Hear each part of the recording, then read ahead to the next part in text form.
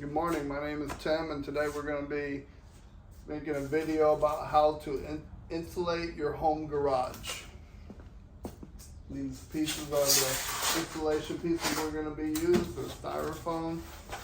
You can get them online or other various places.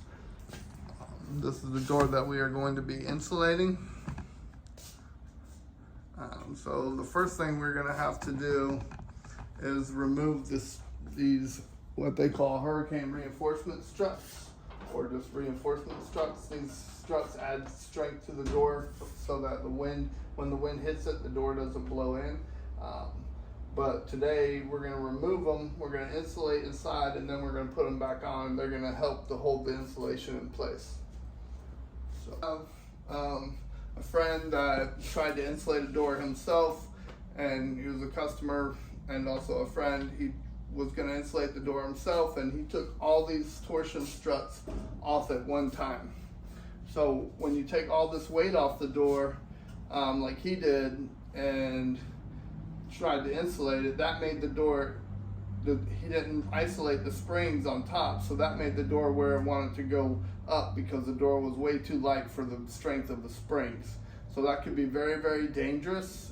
So if you were going to insulate the door yourself, what you want to do is just remove one panel at a time, put the struts, insulate it, put the struts back on, bring it down a little bit further, remove the next panel struts, insulate it, put the strut back on. You cannot remove all these struts at one time, or the door is going to be extremely dangerous. You're going to have to pay a professional to come back and fix it.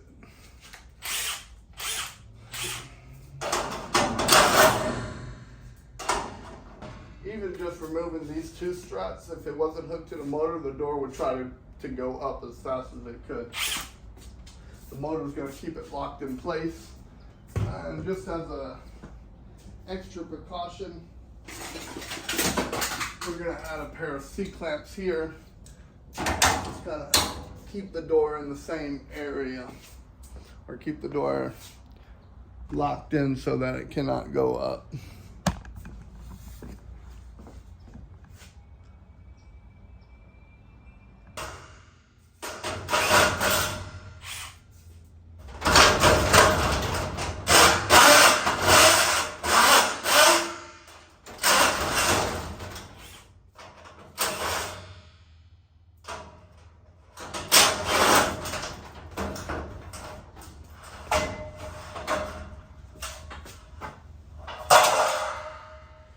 Set these down here because, again, they are going right back on.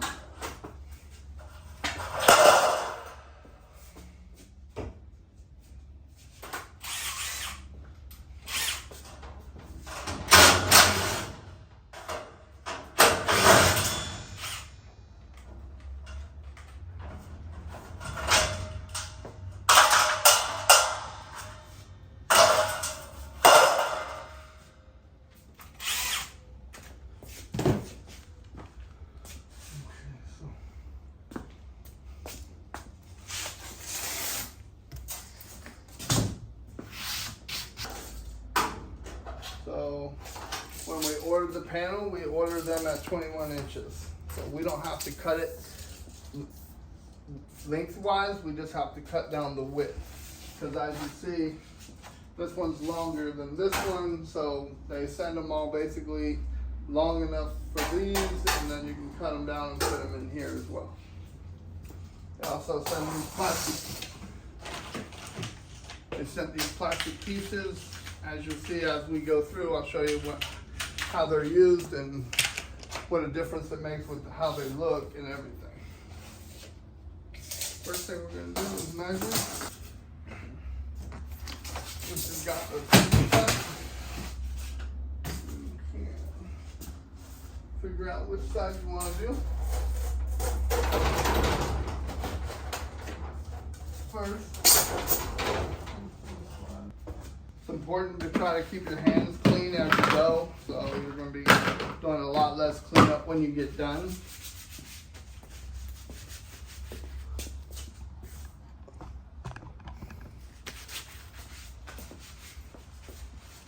But the good thing is, if you do get these dirty, they do wipe right up.